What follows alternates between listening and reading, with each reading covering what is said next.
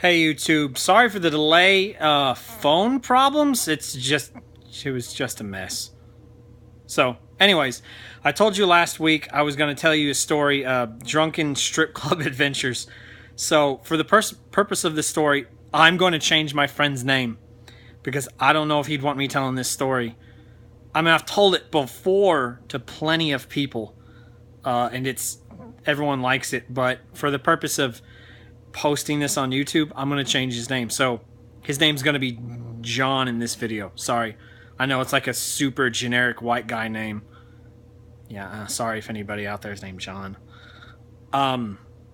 So anyways, I'm living in Brownsboro at the time, and my friend calls me up, and he's like, hey, do you want to come out and go out and drink tonight? And I was like, yeah, sure, why not? I'd been in a rut lately, so I was like, yeah, let's do it. So I go out and I'm like, we going to the bar? No, we're going to go out to the liquor store.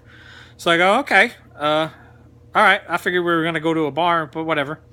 So we go out to the liquor store and he buys like the medium-sized bottle of Jaeger, the 30-ounce, and those big beers, the one that the real fat, short beers.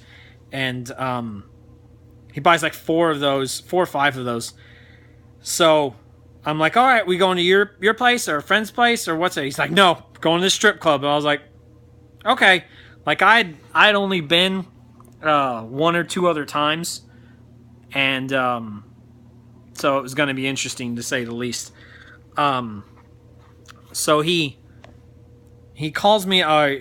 So we go to the club, and if you've ever been to Time Out, which is the only strip club in Tyler, they have like 3 big couches up front, like right in front of the stage, one in the middle and one on the left and one on the right. So he sits down on the middle couch and spreads out his arms, takes up the entire couch, one person.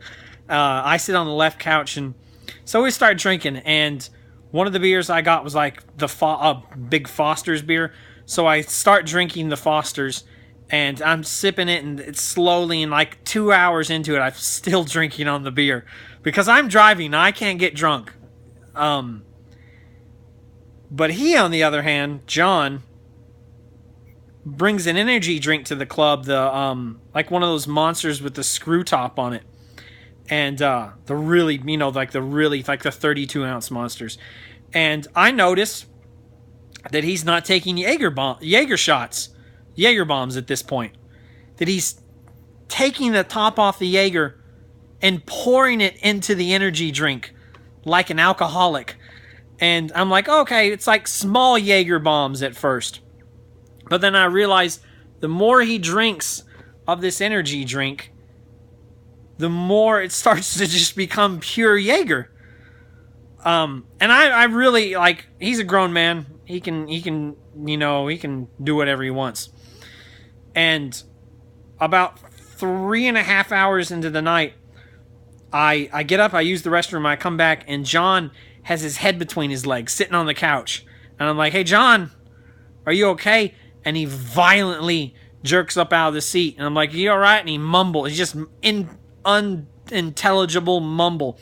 And then puts his head back between his legs and then violently jerks back up. He just does it for like a minute straight. And I was like, oh, shit. And I was like, hey, give me that Jaeger. Let me drink some of that. I really just wanted to check and see how much was in it. All gone. Every bit of it. In 3 hours, he had drank the entire bottle. Now, granted, he was probably passing out shots to some of the girls there, but it was 90% him. So I'm like, what do? I'm like, well, I'll sober him up. So I start bringing him water. And I realize at that point, there's no possible way he's going to sober up in the time it takes us to stay at this club. Because he looks over at me and he goes, I'm going to be right back. And I'm like, oh, okay. And he gets up and he goes to the bar, but he doesn't go stand at the bar or stand in a line. He stands in an imaginary line, like 4 feet away from the bar. I'm like, what the hell is he doing? John is trashed.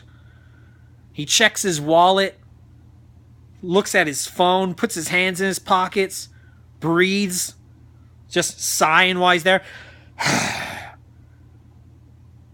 Just standing there the whole time, just drunk. I was like, oh my God.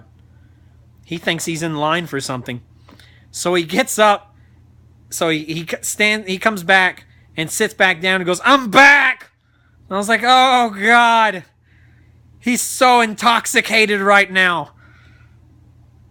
So the bouncer comes over like 20 minutes later and he's like, "Hey, you and your friend have to leave." So I was like, yeah, okay. And mind you, it's like 3 hours after we get there. So we're leaving, and I'm like, "Hey, if you have to throw up, do it now. Because you better not throw up in my truck." And he goes, "Okay." And he's like, "No, I'm good. And we walk, and he literally gets 5 feet off the property and projectile vomits. Like, it's like 4 feet out of his mouth. It splashes all over the place. I was like, "Oh, well, at least he didn't do it in my truck." And he's like, "Yeah." So I help him up into the truck. I drive him home, and the whole way I'm like, Don't you throw up in the truck. Tell me if you got to throw up." "No, I'm fine. I'm fine. I don't need to drink. I was like, no shit, you don't need to drink. If you need to throw up, let me know." "Okay." So we get to his place. I open up the door, and John throws up all over his driveway. So I'm like, okay, well, at least he didn't do it in my truck. So I get him in his house, and he can't even walk up the stairs. So I put his arm over me, I carry him up the stairs, and I'm like, "Do you need to lay down? You're pretty messed up." It's like, no, I'm fine. And I was like, "Yeah, let's get you laid down." "No, I need to take a shower." And he was violent. So I was like, "Okay, fine, fuck it. You know what? Take a shower, fall, slip your neck. I don't break your neck. I don't care." So he gets in the shower, and he turns the water on, but he turns the water on like for a bath, and it runs for like 10.5 minutes. And I just imagine him in there trying to get out of his clothes or either falling asleep on the bathroom floor. So finally he gets in, and you know that distinct noise that shower curtain rings make against the shower rod? That noise happens like 16 times in the span of 10 seconds. Just he must be playing with the shower curtains in there. So he gets in the bathtub, and or he gets in and he turns on the shower, and you can hear him going, "Ow, ow, ow, ow." So apparently the water was too hot. He showers for 15 minutes, and then all of a sudden I hear whoop, boom. And I was like, "Oh, he's dead. He just killed himself." I knock on the door. I go, "John, are you okay?" "Yeah, I fell." So I was like, "Do you need me to come in there? I mean, it's okay. I've seen it, but I've seen genitals before." And he's like, "No, I'm good." And I was like, "All right, well, if you need anything, you let me know." So there's a room adjacent to the bathroom, so I go and sit in that room. And, just waiting for him to get out of the shower. He's in the shower for like 45 more minutes. And finally he gets out, and I'm like, "Hey, do you need anything?" No. And he gets out of the shower just butt-ass naked. And I was like, "Oh, okay. There's John's butt. That's nice. That's something you wanted to see for the night." And John goes and passes out. He doesn't even say bye or anything like that. He goes and passes out. And he called me the next morning, and he was like, "Hey, what happened?"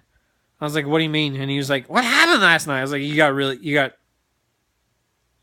drunk, bro." And he's like, I woke up in my bed, and I was naked, and I don't sleep naked, and the bed was all wet." I said, "Did you piss the bed?" He said, No, it was like water." I said, "Oh, because you immediately got out of that shower and didn't dry off and just laid down." And he went, "So I didn't do anything wrong? I didn't do anything bad?" I said, "Well, violently rocking back in your seat and standing in the imaginary line. Other than that, no, you didn't do much wrong." He said, Oh, thank God." So, anyways, that's my strip club adventure story. At least one of them. I have plenty. Don't judge me, people. We used to go all the time because there's nothing to do in this town sometimes. Especially when you're done drinking. You want to continue to drink when all the bars are closed. And the strip club is the most logical place to go. So, yeah, there it is. Hope y'all enjoyed it.